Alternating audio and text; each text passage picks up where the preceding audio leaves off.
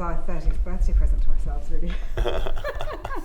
May as well have 30th birthdays, you have to celebrate them numerous times. Organico's been going for 30? Yeah, This year. 1992.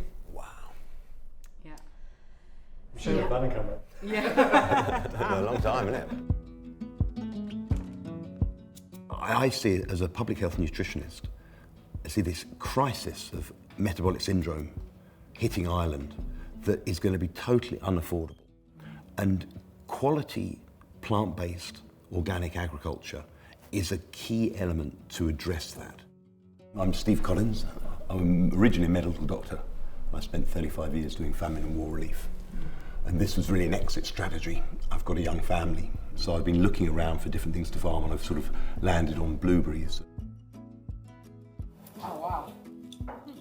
Like frozen sweets. And these new aronia berries, they're a very, very nutritious berry that are growing high up on the mountain. And you're farming organically? We don't use any pesticides, we don't use artificial fertilisers, so it's all organic fertilisers.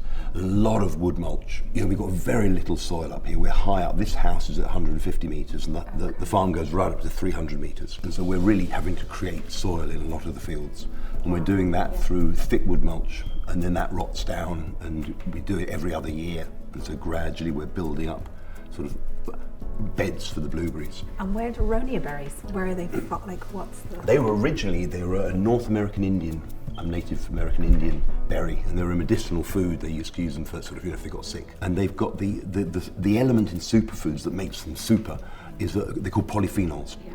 And the aronia berry's got the highest polyphenol content of any fruit or vegetable. But people are starting to realise these things are both easy to grow and incredibly good for you. Are they a good berry to grow organically as well? Are they Really quite easy, yeah. easy? And interestingly, the polyphenols, they're actually the immune system of the plant. And so because they've got such high polyphenols, they're really resistant to disease. So there's really no diseases they get. And because they've got deep roots, they're drought resistant, but they can also take waterlogging. And they're weed resistant because their roots are so deep. And why did you choose to grow organically, like to be certified organic? I mean, to be honest, at the beginning it was the grants. And so at first it was really to tick a box, but then the more I did it, the more I realised actually this works, you know. And so it makes sense, you know, I can see the worms increasing, the life increasing, the diversity of different animals. Now, even if there weren't grants, I wouldn't go back. Was last year the first year you supplied us? Yeah, it's the first commercial harvest, Yeah. small commercial harvest last year. Yeah. And yeah, we're hoping for a lot more this year. I think we were your first. You were, yeah, you were. Yeah, good. Absolutely, yeah, which was great. Thank you. You know, I mean, it makes a huge difference to have people like yourselves on outlet that we can get a route to market, because when you're just starting doing something, no one knows what you're doing, and you have to get it to people, you know, and to have a shop with a very sort of willing client base who want good quality organic food was a real great sort of entry point. It's wonderful to have people producing stuff so close to us as well, because unfortunately blueberries is one of those things that it's flown from very far away for most of the year. So I'm drinking aronia berry juice at the moment, which is delicious.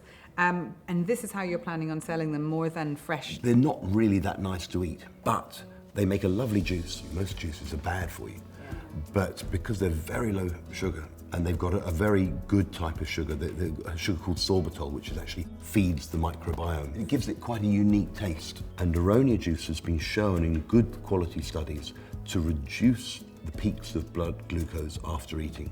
And there's multiple mechanisms, but in doing that, they're addressing, you know, all the ramifications of high blood pressure, you know, like the dementias, the strokes, the heart attacks, all the dimensions of diabetes, so which is, you know, bad eyes, bad kidneys, really addressing the root of a lot of chronic health in Ireland. What do you think needs to be done to encourage more people to grow in Ireland?